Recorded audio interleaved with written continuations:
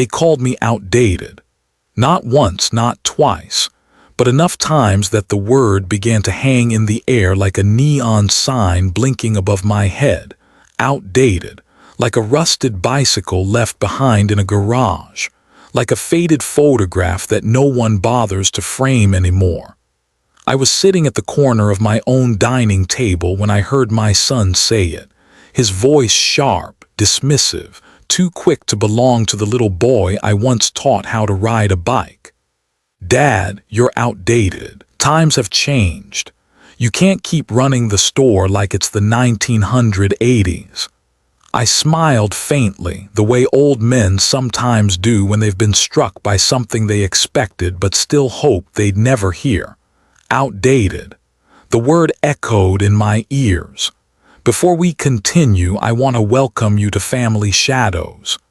This channel is a place where we tell stories, real, raw, and unforgettable, about fathers and families, about sacrifices unspoken and lessons learned the hard way.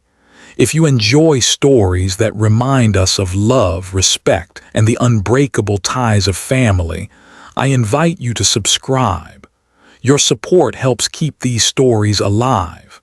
Now, let us begin. This is the story of They Called Me Outdated, so I outsmarted their smart plans. Thomas Reed had lived most of his life within the walls of Reed's Supplies, the family store that bore his name not out of vanity but out of survival. When his wife, Margaret, was alive, the store had been their second child. The shelves carried not just merchandise but memories. The day Margaret painted the front sign by hand. The year Ethan took his first steps between the aisles of screws and hammers. The afternoons Chloe sat on the counter, swinging her legs, reading comic books while Thomas greeted customers by name. For decades, the store thrived, not because Thomas was brilliant but because he was steady. Steady in opening the door at 7:00 a.m. sharp. Steady in offering a discount when a neighbor fell on hard times. Steady in remembering who preferred which nails, which brand of paint, which fertilizer worked best for the stubborn soil by the river. Steady and maybe, to his children, old-fashioned. Thomas kept his books by hand. Ledger paper, black ink, rows of numbers he trusted more than any computer. He could tell you the profit margin of a box of nails faster than his son could tap a calculator. He believed in paying cash, in knowing your customers, in never owing more than you could pay back in a single season. But times had changed. Ethan, his 32-year-old son, saw the store not as a legacy but as an opportunity. To him, Reed's Supplies was a sleeping giant that could awaken if only it scaled. He spoke in words Thomas never cared for: market share, digital ads, growth hacking. Chloe, 28, echoed her brother with the zeal of someone eager to belong to a future brighter than the past. "Dad," Ethan had said that night at the table, sliding a glossy presentation across the wood, "this isn't about disrespect, it's about progress. We've got to modernize. We need to expand, bring in investors, leverage debt." Thomas looked down at the papers, charts exploding upward, projections that painted the future in bright green bars. He didn't argue. He had lived long enough to know that sometimes silence was louder than words. But when Ethan leaned back and laughed softly, almost pityingly, "You're outdated, Dad. This isn't the world you grew up in," that silence was pierced. Thomas Reed did not shout. He did not slam the table. He simply folded the presentation and placed it gently back in front of his son. Then he excused himself. Thomas walked out into the night air where the cool breeze carried with it the scent of lilacs that Margaret once planted. He remembered her voice. "Tom, don't ever forget that numbers are only half the story. People are the rest." In the darkness, Thomas whispered almost to her memory. "They think I'm outdated, Maggie. Maybe I am, but let's see if being outdated can still save them." He returned to the store the next morning at dawn as he always did. The world was still asleep, but the store felt alive with his footsteps. He ran his fingers over the counter worn smooth by decades, touched the old cash register that had rung up more stories than sales, and pulled out his ledger. Each number was a memory, each page a reminder, profit margins thin as paper, customers loyal but not limitless, cash flow that could keep a family afloat if managed with respect, but could drown them if gambled recklessly. He thought of Ethan and Chloe, of their shiny charts, of the way they dismissed the old ledger as though it were a relic. And Thomas, with a slow sigh, realized something important. They weren't wrong to dream, but they were blind to reality. And sometimes, the most dangerous blindness is not the one caused by darkness, but by too much light. The following Saturday, Thomas found himself seated at the same dining table, but this time it wasn't a family meal, it was a presentation. Ethan had rearranged the chairs, set up his laptop, and projected colorful slides onto the wall as though the Reeds' modest living room had transformed into a Silicon Valley boardroom. "Okay, Dad, Chloe," Ethan began, his tone brisk, rehearsed. "What I'm about to show you is the future of Reed's supplies." Chloe sat beside him, nodding eagerly, her hair tucked behind her ears, a pen poised as if she were Ethan's assistant rather than his sister.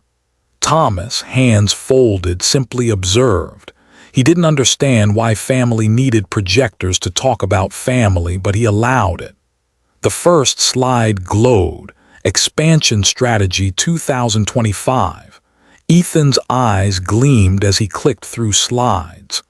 "We'll open 3 more stores in the next 2 years. One downtown, one near the highway, and another closer to the university. We'll borrow to fund it, low interest rates right now, so why not? Then we'll flood social media with ads, TikTok campaigns, influencer partnerships. We'll dominate the market before anyone else sees us coming." His voice quickened, riding the high of his own vision. Chloe chimed in, "And we'll build an online platform, something sleek, mobile first. Customers can order nails at midnight and have them delivered by morning. It'll set us apart. No more waiting in line for Dad to scribble down totals in his little notebook." She laughed lightly, not cruelly but dismissively, as if the image of her father writing in his ledger was a punchline to their future. Ethan chuckled along. Thomas remained still, his face unreadable. His calloused hands pressed against one another on the table, thumbs rubbing slow circles, the way he did whenever he was thinking. Slide after slide painted a world of soaring profits, skyrocketing sales, glowing customer reviews. Arrows shot upward, colors flashed. Ethan spoke of market disruption, of investor rounds, of burning cash now to grow tenfold later. Thomas finally raised his eyes from the table. "And what about the people who already come to us? The farmers, the old mechanics, the families who have been shopping here for 30 years. Where do they fit into all this?" Ethan waved the question away. "Dad, that's small thinking. Those people will adapt. If we don't expand, someone else will. The future waits for no one." Chloe added, "We're not saying you've done badly. You've built a foundation, but we can't stay in the past. We need to move forward even if it means changing everything." The words landed like stones, even if it means changing everything. Thomas looked at his son's confident face, his daughter's eager nod, and for a brief moment he felt invisible, like the wallpaper behind them. He had spent decades keeping the business alive through recessions, droughts, a pandemic. But to them, he was an artifact, a relic. The projector buzzed, throwing graphs against the wall. Ethan tapped the slide remote. This is the big picture. If we can secure a $500,000 loan, we'll have the capital to pull it off. The banks will lend if they see us as forward-thinking. That's why we need to present a united front, a family business ready to evolve. He looked at Thomas then, waiting, almost daring him to nod. But Thomas didn't. His gaze lingered on the glowing numbers, then drifted to the shadows in the room, the faint reflection of Margaret's portrait on the wall, smiling softly from a time when their dreams were simpler. The silence stretched. Chloe broke it nervously. "Dad, don't you see? This is our chance. We can't keep playing safe forever. Mom would want us to dream bigger." At that, Thomas's throat tightened. They had invoked Margaret as though her memory were a pawn in their pitch. He swallowed the ache and forced his voice steady. "Dreams are fine," he said softly. "But debt is not a dream, it is a chain." Ethan leaned forward, exasperated. "This is why you don't get it, Dad. You think too small. You think about risk when we should be thinking about growth. You're letting fear stop us from greatness." Thomas inhaled slowly, his chest heavy. He wanted to remind them of the Great Recession, of friends who lost their homes chasing greatness, of the nights he and Margaret counted coins to make payroll but refused to borrow a cent they couldn't repay. But he said nothing. Instead, he rose from the table, his chair scraping softly against the floor. "I've heard your pitch," he murmured. "It's impressive. You've put in a lot of work." Ethan's face lit up, mistaking civility for approval. "So you're with us." Thomas looked at his son, then at his daughter. "I'm with this family, always. But remember this, sometimes the boldest pitch is not the smartest plan." And with that, he left the projector humming in the silence. Thomas walked back to the store that evening. The neon sign flickered faintly as he unlocked the door, stepping inside the familiar scent of wood, dust, and oil. He placed his ledger on the counter, opening to the most recent page. The numbers were plain, simple, uncolored. But they told a story the slides had not. Profit margins thin, inventory creeping higher, customer loyalty steady but not limitless, cash flow delicate like a thread that could snap if pulled too hard. He ran his fingers across the page. Ethan's bold voice still rang in his ears. "You're outdated." Maybe so, Thomas thought, but outdated had kept them alive all these years. Outdated had put food on the table, paid for Chloe's tuition, kept the roof above their heads. He whispered into the empty store, almost as if Margaret could hear him still. "They think I'm holding them back, Maggie. But maybe what I'm holding is the only thing keeping them safe." And in the dim light of Reed's supplies, Thomas Reed began to prepare, not with slides or slogans, but with numbers, records, truths carved over decades. Because he knew one day soon, his children's bright dreams would collide with reality. And when that happened, the old ways might just be the only thing left standing. Dinner was supposed to be simple. A roast chicken, potatoes, and Chloe's favorite green beans. The kind Thomas always sautéed with garlic because that was how Margaret used to make them. The table was set with the old china, slightly chipped but full of history. For a moment, as the family sat down, there was almost a sense of peace, a rare stillness. But peace, Thomas had learned, was fragile. Ethan carved into the chicken with a little too much force, as if conquering a battlefield instead of serving supper. "I spoke with a bank officer today," he announced. "They're ready to discuss a loan package once we submit our proposal. They see potential in Reed Supply's real potential. Chloe's eyes lit up. That's amazing. Did you tell them about the online strategy? Of course, Ethan said proudly. They loved it. They said traditional stores are dying, but with our plan we can ride the wave of the future. Thomas kept spooning potatoes onto his plate, quiet, steady. Ethan noticed. He set down the carving knife. Dad, don't just sit there. This is good news. Thomas looked up. Good news for whom? For all of us, Ethan shot back. Unless you'd rather stay stuck in your old ways, ledger books and fountain pens. He smirked. Dad, this isn't the 1980s anymore. Chloe laughed lightly, trying to soften the sting but only deepening it. Don't take it the wrong way, Dad. We don't want to be left behind. The world's moving faster now. People want convenience, technology. We can't survive on old customers and handshakes forever. The words settled like stones at the bottom of Thomas's chest. He chewed his food slowly, though he tasted nothing. Outdated. The word again. Dressed differently this time, but the same cut. He set his fork down, wiped his mouth with the cloth napkin, and let his gaze move across the table. Ethan, brimming with restless ambition. Chloe, eager to belong to a vision larger than herself. Neither of them could see the cracks in the foundation they were so determined to build upon. You think I don't understand, Thomas said quietly. Ethan leaned forward. Because you don't.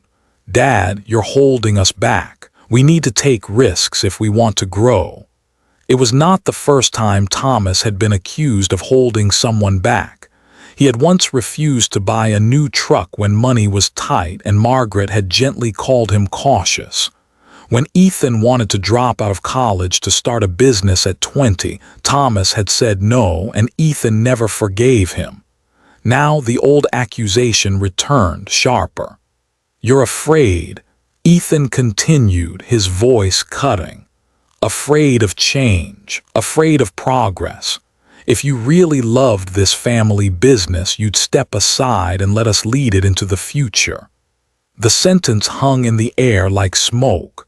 Chloe looked down at her plate, unwilling to meet her father's eyes, yet not objecting either. Silence from her was still agreement. Thomas felt something inside him ache, deeper than anger, closer to grief. He looked at his children, grown now, yet speaking to him as if he were a stranger, as if his years of sacrifice were nothing but a chain around their necks. He thought of the nights he spent in the store until midnight, balancing books by hand while Margaret brought him coffee.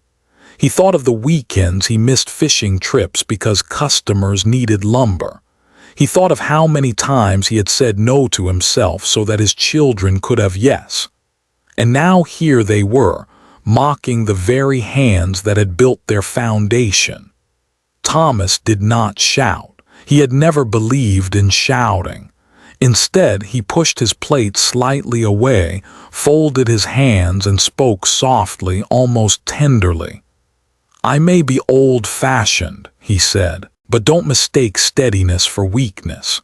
The things you mock are the things that have kept this family alive. Numbers written in a book, cash saved instead of borrowed, customers treated as people, not clicks. If that makes me outdated, then so be it.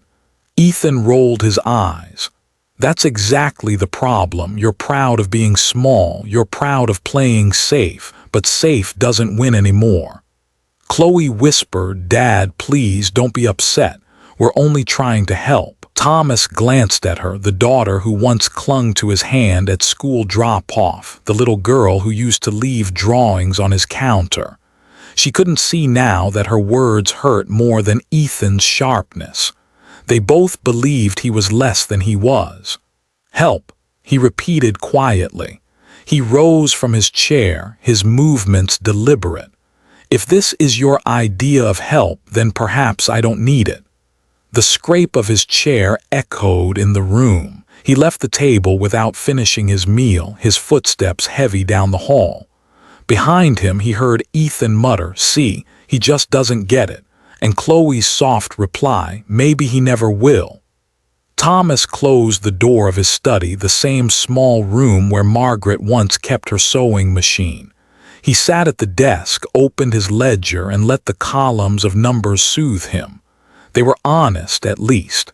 They didn't laugh, didn't mock, didn't dismiss. They simply told the truth, line after line, steady as a heartbeat. He traced the ink with his finger and whispered into the silence, "Outdated or not, these numbers will speak louder than any slide. And one day they'll have to listen." The next morning, Thomas arrived at the store before the sun had fully lifted. The streets were quiet, the town still wrapped in its Saturday slumber. He unlocked the front door, the old key turning with a familiar click, and stepped into the stillness that always felt like home. Reed's supplies smelled of sawdust, oil, and time. The wooden shelves leaned with age but stood sturdy, like an old man who refused to bend despite the years pressing down on his shoulders.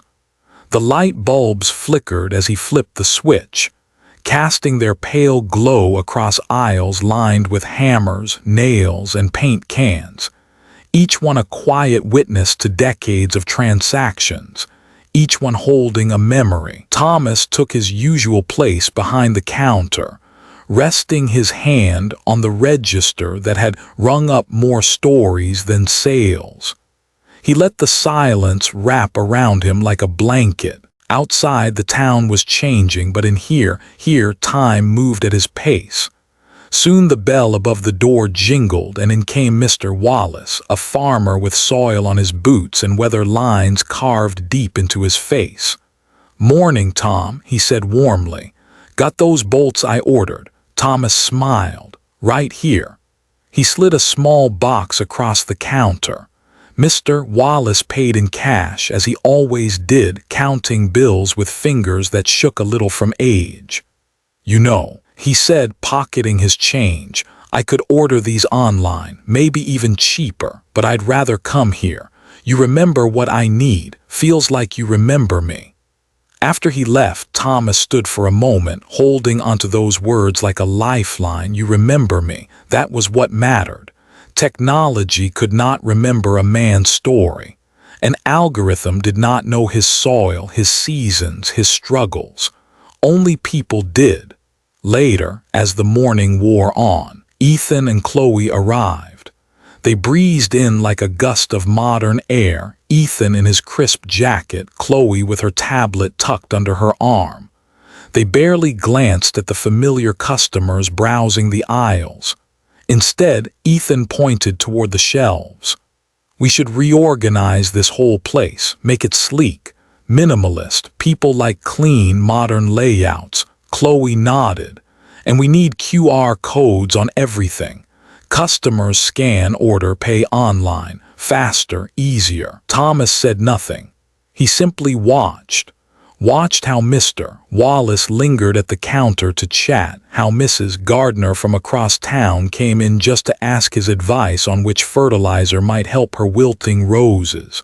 Watched how customers leaned into conversation, not convenience. But Ethan and Chloe didn't see it. They were too busy talking about customer funnels and conversion rates. That afternoon, the siblings sat in the back office, hunched over the laptop. Thomas lingered near the doorway, unseen. "The TikTok ads will bring in younger crowds," Chloe said, scrolling. "We'll need to budget at least $20,000 to start. And the delivery service," Ethan added. "We'll partner with a startup to handle logistics. Sure, it'll eat into margins, but scale solves that. Once we hit volume, it evens out." Thomas leaned against the doorframe, unseen in the shadows. His eyes traced the numbers flashing across the screen. Margins they had never tested, costs they underestimated, risks they brushed aside like crumbs on a table. He stayed quiet, silent, observing, because sometimes silence revealed more than speaking ever could. When the store closed that evening, Thomas sat alone in the office. The siblings had gone, brimming with confidence, carrying their shiny plans like trophies. Thomas opened his old ledger, running his finger along the rows of numbers. The truth was there, clear as day. Inventory had been climbing, cash flow was tightening. Even without loans, they were balancing on a thin line. He closed his eyes, listening to the echoes of his children's voices. Minimalist layouts, TikTok ads, delivery startups. Then he heard another voice, softer, older. Margaret's. "Tom, remember, numbers don't lie, but people lie to themselves about numbers all the time." He exhaled slowly, his hand resting on the worn leather cover of the ledger. The world saw him as outdated, but from where he sat, it was his children's vision that was blind. And as the night settled over Reed's supplies, Thomas Reed, father, widower, shopkeeper, silent observer, knew that the storm was coming. And when it hit, his silence would no longer be enough. It was a Tuesday afternoon when Ethan told him, "Dad, we're meeting with Mr. Harlan tomorrow," he said, his voice carrying the casual tone of someone announcing dinner plans rather than a decision that might change everything. "He's a potential investor, knows people at the bank. Chloe and I will walk him through our pitch." Thomas raised his head from the ledger, the tip of his pen still resting in the column. "Tomorrow, yeah," Ethan replied, "at the office, 3 o'clock. Thomas nodded slowly. "All right, I'll be there." The silence stretched, heavy enough to signal what Ethan wasn't saying. He exchanged a glance with Chloe, who shifted uneasily in her chair. Finally, Ethan cleared his throat. "Dad, it might be better if you don't sit in this one. Mr. Harlan expects a modern outlook. We don't want to confuse him with mixed signals." Thomas let the words settle. They felt less like a suggestion and more like a lock sliding shut on a door. "You don't want me there," he said simply. Ethan shrugged. "It's not personal, it's just strategy. First impressions matter." Chloe whispered almost apologetically, "It's just this once, Dad." Thomas closed the ledger, his hand firm on the cover. "Your mother and I built this place from nothing," he said quietly. "Every nail, every shelf, every customer's trust. And now I am not fit to sit at my own table." Ethan sighed, already impatient. "Dad, you'll always have your place here, but the future needs a different face. Trust us. Trust us." The words echoed long after the conversation ended. The next day, Thomas came anyway. He dressed in his best shirt, the one Margaret had once said brought out the blue in his eyes, and walked to the store early. He didn't want to disrupt. He only wanted to watch. Through the office window, he saw them. Ethan in a sleek suit, Chloe with her tablet, and Mr. Harlan tall, balding, with the kind of smile that never quite reached his eyes. Papers spread across the table, charts projected on the wall. Thomas lingered in the hallway, half hidden by the shadows. He could hear Ethan's voice, polished and rehearsed. "Our plan will triple revenue within 2 years. Social media campaigns will bring in younger customers. Expansion loans will cover upfront costs. Once we achieve volume, margins rise exponentially." Harlan nodded, stroking his chin. "Ambitious. But debt at that scale requires certainty. What about cash flow in the meantime?" Chloe answered quickly. "We'll burn cash initially, but the model stabilizes at scale. Think of it like tech startups. You invest now for growth later." Thomas pressed his palm against the wall, his jaw tight. Burn cash, debt. Words he had avoided his entire life because he knew they didn't build, they destroyed. He heard Harlan again. "And your father, where does he fit into this picture?" There was a pause. Ethan's voice dropped, almost embarrassed. "Dad's semi-retired. He supports us, of course, but the day-to-day, the vision, that's us now. Thomas closed his eyes, semi-retired, a polite way of saying irrelevant. He stood there unseen as his children erased him from the very story he had written with his life. The store was his blood, his sweat, his prayer whispered every night beside Margaret. And yet in that room he was nothing more than a footnote. He could have barged in, could have demanded respect, could have slammed his ledger on the table and dared them to ignore the truth. But he didn't. Instead, he turned and walked out of the store. The bell above the front door jingled as he stepped into the open air. The sound felt different this time, hollow, almost mocking. On the sidewalk, Thomas paused. He looked up at the sign above the store, Reed's Supplies.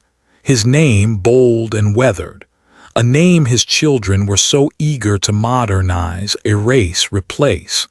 For a long moment he just stood there, letting the afternoon sun fall across his face. He thought of Margaret again. He thought of the promises they'd made, that the store would never be swallowed by greed, that their children would inherit not just a business but a way of life. Now, those children were sitting inside, selling a dream built on debt and borrowed words. Thomas whispered under his breath, the words bitter but steady. They think I don't belong at the table, but the table only stands because I built it. He walked away slowly, each step heavy with resolve. They might have excluded him today, but he knew something they didn't, something no pitch deck or borrowed slogan could erase. The truth was in the numbers, and when the time came, the numbers would speak louder than any plan they called smart. The house was quiet that evening, too quiet. Thomas sat at the dining table long after the lamps were lit, his ledger spread open like a loyal friend waiting for his words. He had watched enough, sat in silence while his children dressed illusions as strategy, while they mistook recklessness for vision. But there came a moment when silence turned from wisdom to surrender. And Thomas Reed had never been a man who surrendered. He pulled papers from a drawer, receipts, invoices, bank statements. Each sheet was worn, edges frayed, but every line of ink told the truth more clearly than any slideshow. He spent hours gathering them, stacking them into a single folder thick with reality. By midnight, the folder sat ready, his hands resting on it as if it were a weapon, a quiet, humble weapon of facts. The next evening, Thomas called his children. Ethan came reluctantly, still glowing with the confidence of his investor meeting. Chloe followed, anxious, clutching her tablet as if it were armor. They sat across from him at the same dining table where generations had shared meals, where the word outdated had first been spoken aloud. Thomas placed the folder on the table and slid it forward. "Before you dream bigger," he said softly, "you should understand where you stand." Ethan frowned. "Dad, we've been over this." "Not like this," Thomas interrupted, his voice firm. He opened the folder. Page after page lay before them, handwritten ledgers, typed invoices, profit and loss statements, numbers etched with the patience of years. "Here," Thomas pointed, "is our net margin on lumber last quarter, 7%. After utilities and wages, we clear less than 5%. And here, hardware, margins thinner still." He turned the page. "This is our inventory report. Do you see this column?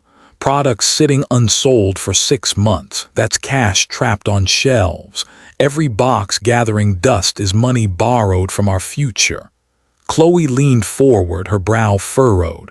I didn't realize it was that high." Thomas nodded gently, not in triumph but in sorrow. "No, you didn't, because you were too busy chasing slogans." He flipped another page, showing a simple chart he had drawn by hand. "And this cash flow, we scrape by month to month.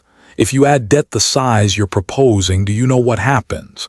Ethan shifted in his chair, his confidence flickering. It's called investment, Dad. You have to spend to grow. Thomas locked eyes with him. No, it's called gambling when you can't afford to lose. Debt is not just numbers on paper, it's chains. Chains that tighten when the market dips, when customers hesitate, when one bad season wipes away your projections. The room fell into silence. Chloe looked down at the pages, her face pale. Ethan tried to muster a defense, but the words stuck. The numbers stared back at him, undeniable, unbending. Thomas leaned back, his voice soft but resolute. I am not against growth. I am against blindness. You call me outdated, but what I hold is clarity. Dreams without discipline are not dreams, they are traps. He let the silence breathe. He wanted them to feel the weight of it, the truth settling into their bones. For a long moment, no one spoke. Only the tick of the old clock on the wall filled the room. Finally, Ethan muttered, maybe we could start smaller, one new store, test the ads. Thomas shook his head. Not yet. Not until you learn what these numbers mean. Not until you understand that profit isn't the same as cash, that growth isn't the same as survival. You don't scale ignorance. You only scale mistakes. Chloe swallowed hard, her eyes glistening. Dad, why didn't you say all this sooner? Thomas looked at her, his expression weary but kind. Because I hoped you would see it for yourselves, but sometimes love means telling the truth even when it hurts. He closed the folder gently, sliding it back toward himself. The store is more than charts and campaigns. It is lives, ours, our workers, our customers. If you want to build its future, you must first respect its present. The words hung in the air, heavy, undeniable. That night, as his children left the table in silence, Thomas sat alone with his folder of truths. He was not triumphant. He was tired. But in his heart, he knew the reckoning had begun. And soon they would learn that what they had dismissed as outdated was the very thing keeping them afloat. 3 days passed after the reckoning. Ethan grew quiet, almost brooding, avoiding eye contact at dinner. Chloe stopped bringing her tablet everywhere, though her mind still seemed caught between guilt and stubbornness. Thomas gave them space. He knew numbers alone could not change hearts. Sometimes hearts needed to break a little before they could be reshaped. On the 4th day, Thomas asked them both to meet him at the store office. When they arrived, the table was already set, not with food this time, but with documents neatly stacked, waiting. Ethan frowned. Dad, what is this?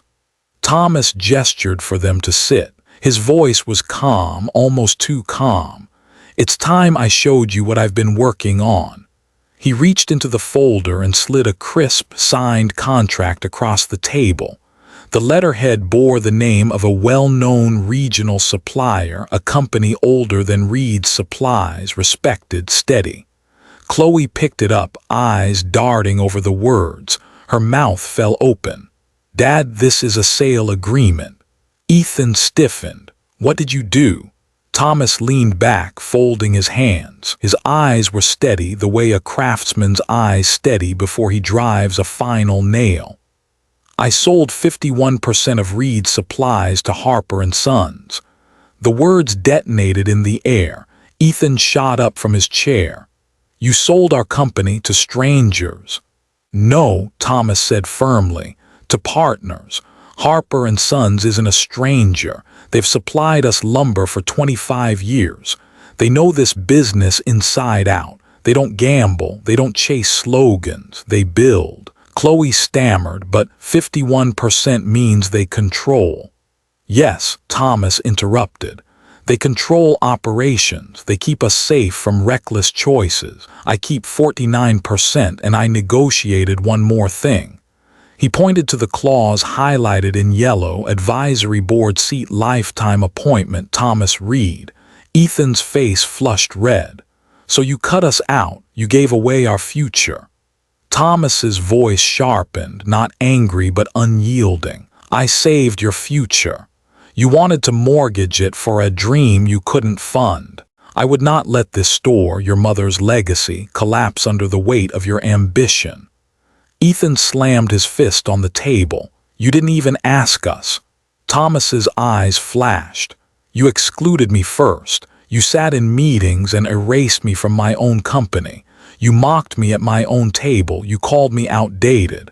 Well, this is what outdated looks like: foresight, responsibility, protecting what matters even when my children don't see it."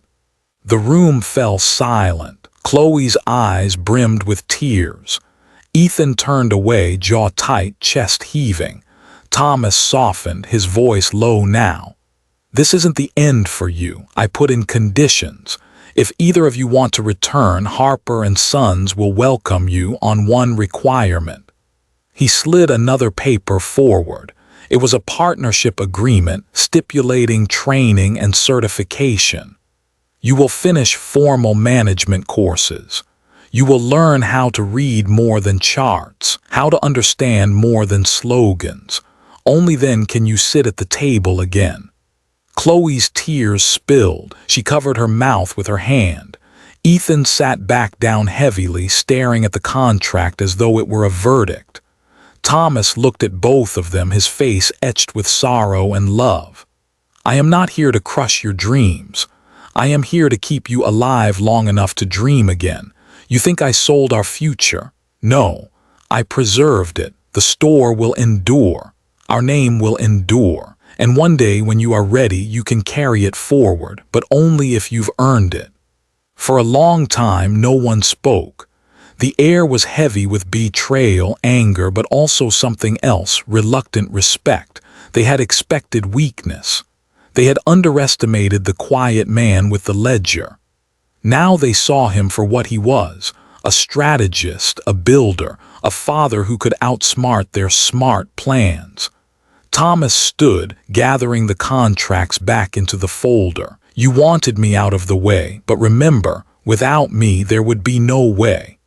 And with that he walked out of the office, leaving his children staring at the papers that had reshaped their world. Weeks passed. The dust of anger slowly settled, though not without scars. Ethan stopped coming by the store for a time, his pride too wounded to face his father. Chloe visited now and then, quieter than before, sometimes lingering near the counter as if searching for words she couldn't quite form. But Thomas noticed something. The storm inside them had softened. One afternoon, as he stocked shelves alongside a Harper and Sons representative, Thomas glanced toward the front door. Chloe stood there, clutching a notebook. She hesitated, then stepped inside. "Dad," she said softly, "I enrolled in a management course. Night classes. I thought maybe I could start learning what you've been trying to show us." Thomas's chest swelled with something warmer than triumph. He placed a hand on her shoulder. "That's all I ever wanted, Chloe, to see you learn before you leap." Not long after, Ethan returned too, his tone still defensive but less sharp. He had taken a job with a logistics company, learning supply chains from the ground up. For the first time in years, he spoke less about dominating markets and more about understanding margins. It wasn't surrender. It was growth, the kind that only comes from humility. Thomas, meanwhile, found a quiet joy in his new role as advisor. He no longer carried every burden of the store. Harper and Sons brought in efficiencies, streamlined inventory, balanced the cash flow. The store felt lighter, steadier. Customers still came, still shook his hand, still asked for his advice. And now, instead of being drowned by responsibility, he had space to watch, to guide, to breathe.